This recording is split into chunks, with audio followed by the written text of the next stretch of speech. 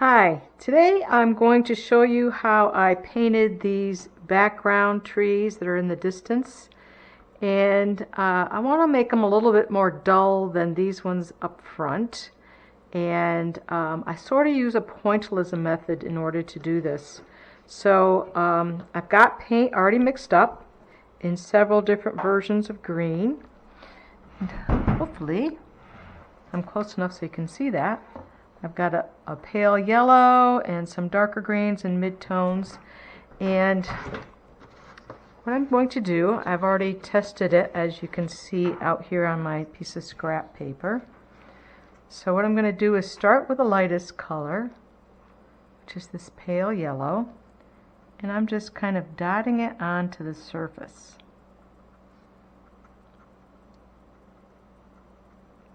Just love this process. And you just continue any place where it's going to be light. You're just going to dot it on. And if you hit a place that you actually end up wanting it to be darker, that is not a problem because I can make it darker. Making it lighter, that's difficult. And you just keep dotting it on.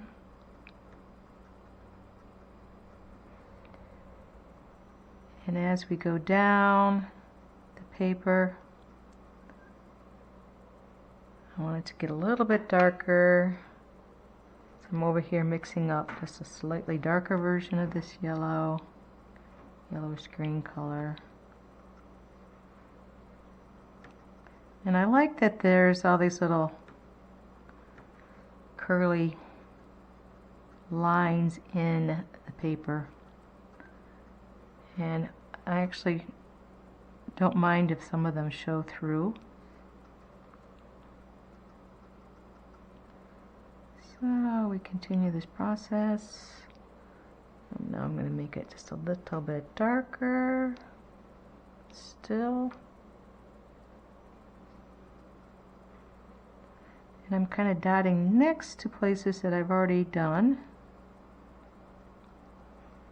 And it will kind of just blend together.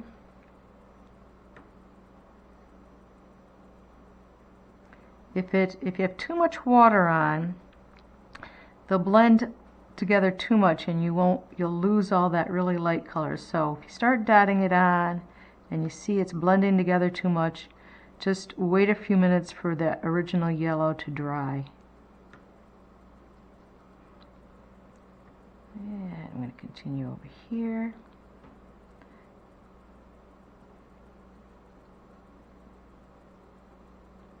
Pointillism was it's a great method of controlling what you're doing because it's not big washes, it's just little dots. So you can kind of get a gist of what you're doing and adjust it as you're going. So we'll continue on down through here with the lighter colors.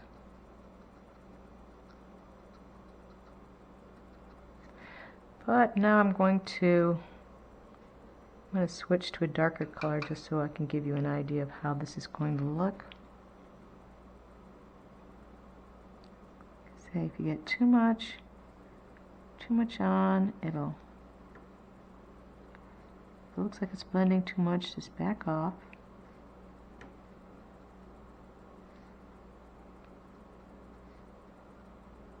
And you want these odd shapes. You don't want them to all look exactly the same. And definitely over here near this building, that we're going to want that to be darker.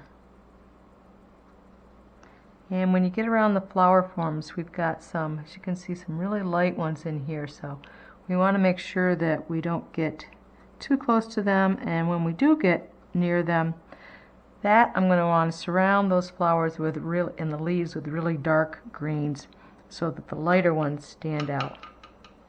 Okay, now I'm going to switch to an even darker one.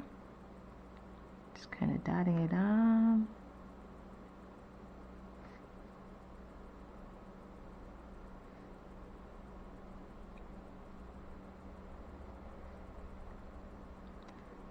And It's just so cool that the paint kind of does part of the work for you. It just does what it does.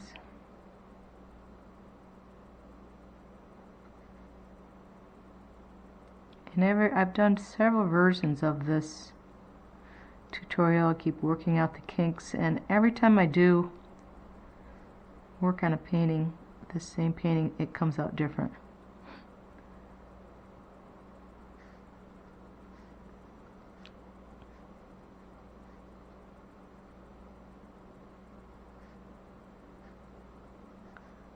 Okay, so I think you get the idea.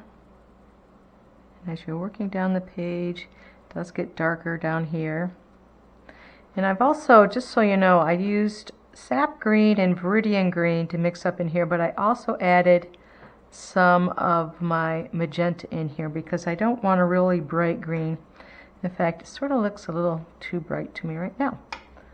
So we can dull that down just by adding a little magenta in there,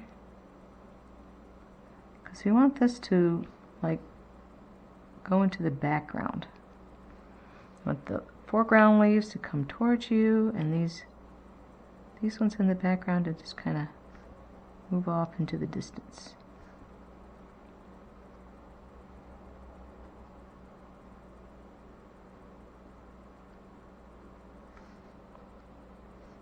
Okay, and when we're all done, some of these little white areas we may come back after it's dry and just touch them with a little bit of water, which will blend those little white spots away, because we don't want them to stand out too much. Okay, and this is the same sort of process that was used on these background trees and bushes over on this side here too. And I may have more than one video on this, but I think maybe I'll show you one of these leaves, some of these leaves while I'm here, and I've got a bunch of green already mixed up. So for example, let's do this one over here, and I'm going to start with the lightest color.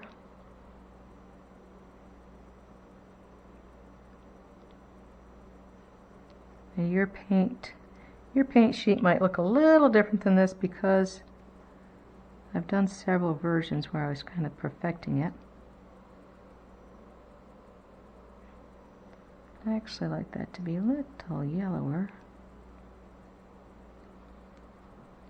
So in order to get that just a little bit yellower, I'm just kind of wiping off, sucking up some of the paint that's there, going back, a little yellow, and I'm going to add a little green to it. Let it kind of mix in. And this is where you can kind of tip up the board a little bit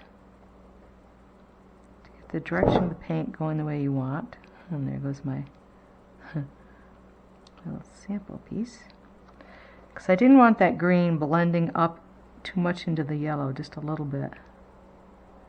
So just tipping up the board, pulling the paint down. And I want the bottom of it to be, I think I'll make the bottom of it a little darker.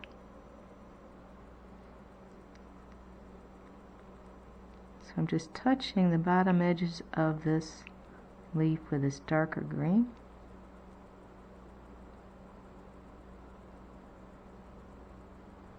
Pulling it down.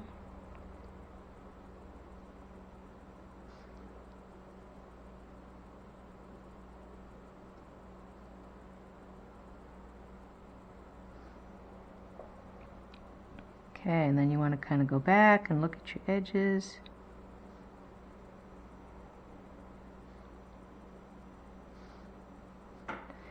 And give that a couple of minutes to dry. Still holding it up. So here's another one in This one we'll try just doing it a little differently. This time I'm going to wet the surface first. These small areas you can do them without wetting the paper first.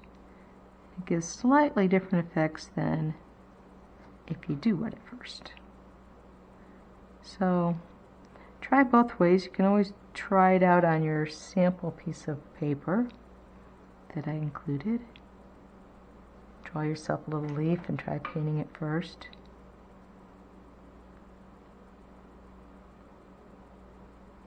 Okay. And sort of try not to paint them all exactly the same color. Each leaf will have varieties of greens and yellows in it. You can see how this reacts differently because I did wet the paper first versus this one over here. Alright, let's try one more. Here's a little leaf that's in the background there, and it's kind of a pale yellow color. I'm just going to paint that in yellow.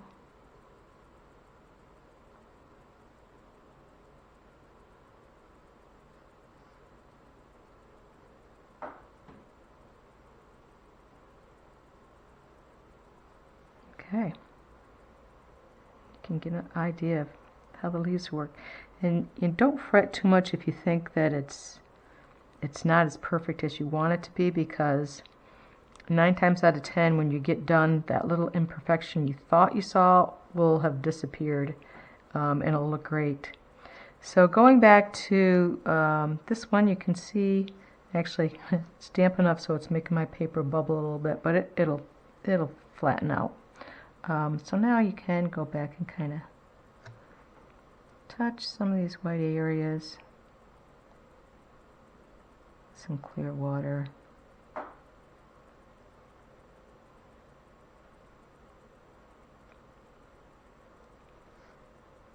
Kind of make them disappear. And you may need to add a little paint to them.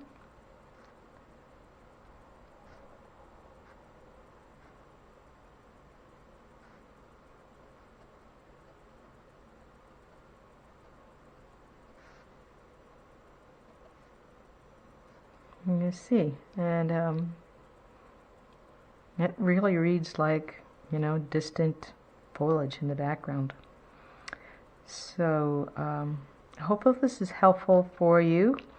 I will continue doing this side and over on this side, and with the leaves, you can really do the flowers first, the leaves first, or you know, however you want to do that portion of it. So if you have any questions, send me an email at swwcolor, and I'll get back to you. Thank you.